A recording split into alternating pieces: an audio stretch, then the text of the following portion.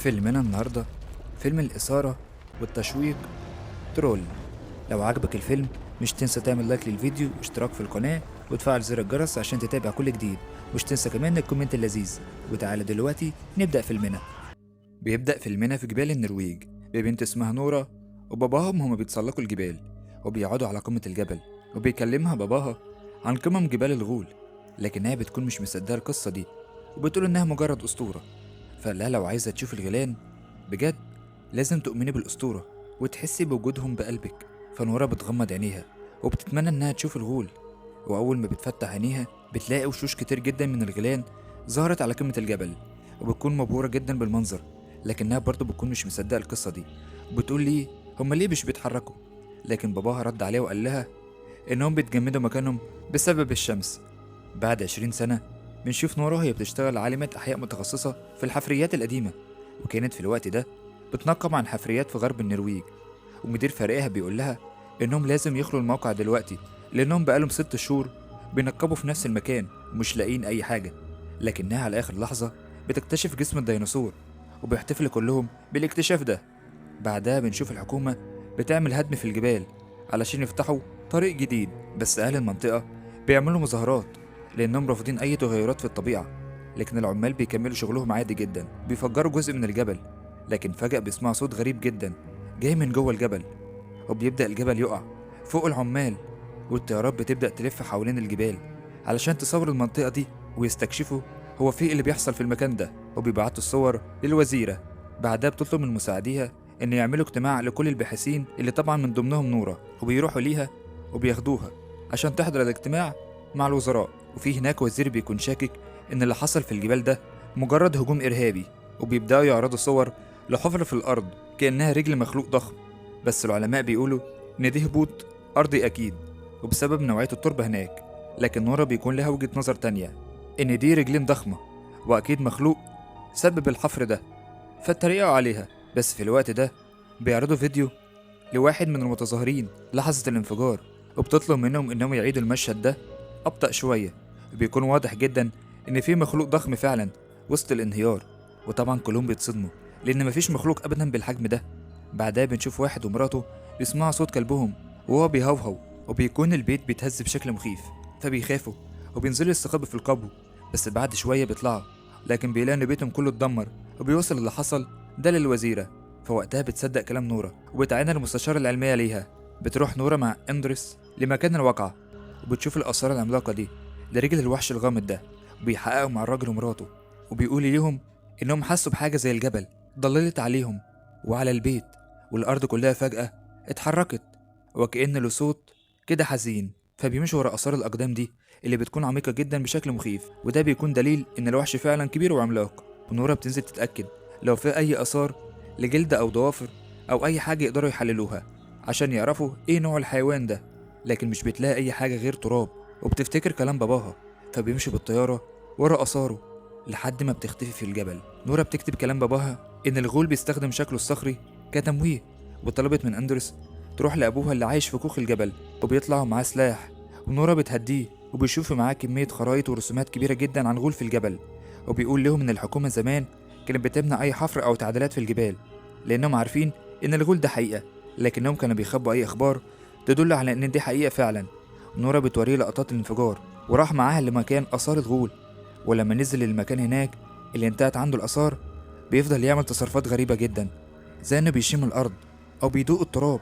ونورا بتتحرك جدا من تصرفاته، فقالت له إحنا خلاص. لكن والدها بيحس إنها بعد كل اللي شافته ده لسه مش مقتنعة بوجود الغول وكمان مش مصدقاه. وفجأة هما بيتكلموا الشمس بتغيب وبتظهر عين في الجبل، فبيتصدموا من اللي هما شايفينه، وبيكونوا أصلا واقفين فوق الغول.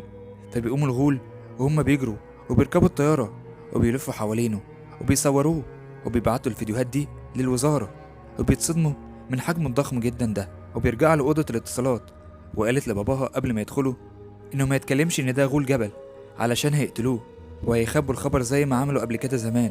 لكنه أول ما دخل قال لهم بكل عصبية ده جوه الجبل ولازم تسيبوا الطبيعة في حالها، لكنهم شافوه إن هو بيتطاول على الحكومة وطردوه بره. ونورا بتحاول تقنع الوزيرة إنها تاخد فرصة تانية بس تدرس الكائن ده، لكنها قالت لها إن الموضوع خرج عن إيديها والجيش هو اللي هينزل يواجهه. وكده مهمتها كمان خلصت. وطلعت نورا وشدت باباها بسبب اللي هو عمله، وإن عايش في وهم وخيال. فقال لها: انت جيتي ليا وانت مصدقة كلامي وعارفة ان كلامي صح، وان هو بيعمل ابحاث بقاله 20 سنة ومش هيستسلم، وهيدافع عن الجبل وعن الطبيعة. واختار انت كمان انك تكوني معايا ولا معاهم. فاختارت انها تبقى معاه، واندرس كمان بينضم ليهم. والقوات اتحركت، ونورا بتترجى كريس ان هو ياخدهم معاه علشان بس تتفرج ايه اللي هيحصل. والجيش بينتشر فعلا في كل مكان بمعداته، وكانهم داخلين حرب مستنيينه ان هو يظهر. وبابا نور بيقرب منها، بيقول لها ان الغول بيكره المسيحيين، وبيقدر يشم ريحتهم وبيميزهم بكل سهولة وبيقتلهم، وإن أجراس الكنيسة بتفكروا بالحروب. والغول فعلا بيظهر، والقائد بيدي أوامره بقتله. لكن بابا نورا قال لهم إن محدش يقدر يموته لأنه مخلوق من الحجارة. وفعلا بيضربوا عليه نار وصواريخ، وهو مش بيتأثر بأي حاجة. بالعكس، هو كده بيغضب أكتر وبيكون عاوز ينتقم منهم أكتر. والكل بيجري وبيحاول يستخبى منه. وبتروح نورا وأبوها وأندرس يستخبوا ورا جذع شجرة، وبيكون معاهم جندي مسيحي، وبيكون خايف جدا وطول الوقت قاعد بيصلي بالصليب.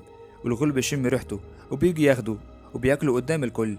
وبيروح بابا نورا للغول علشان يحاول ان هو يهديه، وفعلا بيهدى وبيسمع له. بيبص لنورا وهو مبسوط جدا، وان هو ما طلعش مجنون، وان اللي كان بيقوله مدة 20 سنة ما كانش مجرد وهم. لكن الجيش بيستغل فرصة هدوءه ده، وبيبدأ يضربوا نار تاني على الغول. فبيغضب تاني وبيخبط بابا نورا غصب عنه. ونورا بتجري علشان تطمن عليه، فقال لها ان هو فرحان جدا انها صدقته وان هو مش مجنون. وقال لها: اقري مذكراتي كويس لان فيها رسائل مهمه. وقال لها: الملك والقصر وبيموت على ايديها. بتروح تقرا من مذكرات والدها لاول مره وهي مؤمنه بيها. وبيدخل اندرس وكريس وبيسأليها عن اي حلول يهزموه بيها. فقالت ليهم ان اي اسلحه من اسلحه الجيش مش هتاثر فيه، لكن ممكن يسيطروا عليه من خلال اجراس الكنيسه لانه بيخاف منها. وطبعا الجيش مش بيقتنع بالخطه دي، بس الوزيره سالت اندرس وقال لها ان نورا كلامها مظبوط. وكريس قال لهم ان الاسلحه الحديثه مش هتاثر في الوحش ده، فمفيش مشكله لو جربنا خطه خرافيه مع كائن خرافي. الوزيره بتقتنع جدا وبتديهم الاذن. وفي حديقه كبيره مليانه عائلات فجاه الارض بتتهز من حواليهم، والغول بيظهر. وطبعا الكل بيكون مرعوب، وفي فوضى كبيره جدا، رغم ان الغول كان واقف هادي بس واقف يتفرج عليهم. الا وان الناس كانوا خايفين جدا، والطيارات اللي فيها اجراز الكنايس موجوده. وفضل يلف حوالين الغول، وبدأ الغول يحط ايده على ودنه، وان هو خايف جدا ومتأثر. والصوت فعلا بدأ يزعجه، وفجأة اتعصب اكتر وبدأ يوقع في الطيارات وبيحدف طيارات بالتانية. وبتقع الطيارات وبيكون في ولد صغير واقف تحتها، لكن الغول بيمسكها على اخر لحظة وبينقذ الولد وابوه. وبيبص ليهم وهو متأثر كأنه بيعتذر ليهم، وبيمشي من المكان. طبعا كل الاخبار ما بيكونش بتتكلم غير عنه. والوزيرة بتقول لنور ان خدماتها معاها انتهت بعد فشل خطتها، وانها ما ترجعش لهنا تاني. وتودع كريس واندرس وبتمشي. والوزيرة بتطلب من اندرس ان يخرج بره هو كمان، فقدم استقالته وراح ورا نورا. وبعد كده بتطلع الوزيرة في بيان وقالت ان الحكومة عملت اللي عليها، وان الحل الوحيد هو اخلاء المدينة حفاظا على حياتهم. وفي نفس الوقت ده فعلا كانت القوات بتخلي المكان. ونورا بتراجع مذكرات ابوها تاني وتلاحظ كلمة مكررة بس بتكون مش عارفة معناها. فاندرس قال لها ان ممكن يكون قصده اللي عايش في قصر الأردن، وده بيكون أعلى مسؤول في الديوان الملكي.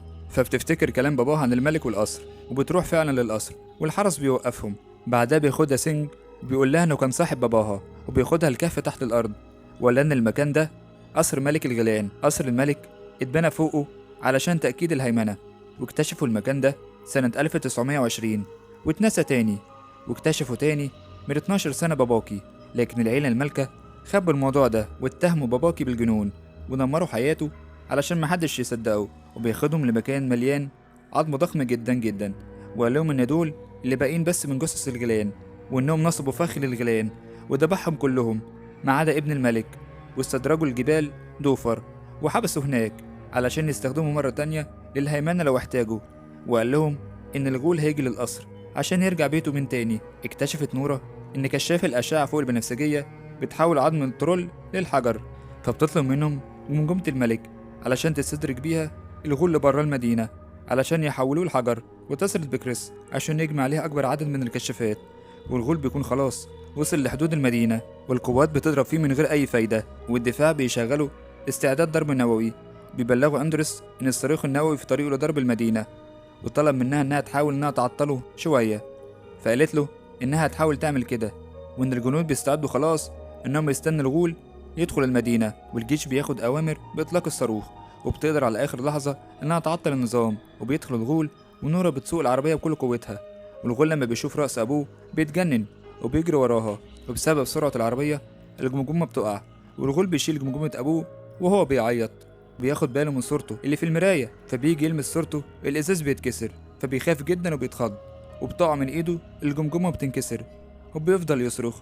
وكان زعلان جدا على أبوه، وبص لنورا وقرر إن هو يقتلها، وفضل يدمر كل حاجة حواليها وهو بيجري وراها. والوزير بيعرف إن CG هي اللي عطلت الصاروخ، فبيأمر بالقبض عليها، وبيأمر كمان بإطلاق الصاروخ حالا. ونورا بتنجح فعلا إنها تطلع الغول بره المدينة، وبتنط من العربية هي وأندرس قبل ما الغول يمسكهم. وبيقرب الغول من نورا، وكان لسه هيدوس عليها، فكريس بيشتغل كشافات الأشعة الفوق بنفسجية، وبيكون خلاص الغول بدأ يتجمد. وبتوصل الطيارة اللي هتضرب الصاروخ، لكن الطيار مش بيرضى إن هو يضرب علشان المدنيين اللي موجودين في المكان. بيبلغ الدفاع، فالوزير بيطلب الإطلاق برضه على كل الأحوال، لكن سجن بتقوم وبتضربه وبيوقف إطلاق النار. فنورا بتاخد بالها إن الغول بيتوجع من الكشافات، وبتجري على محاول الكهرباء وبتقفل كل الكشافات علشان تقدر إنها تنقذه. وبتروح تقف قدام الغول، وفضلت تترجاه إنه يرجع للجبل من تاني ويعيش هناك في أمان.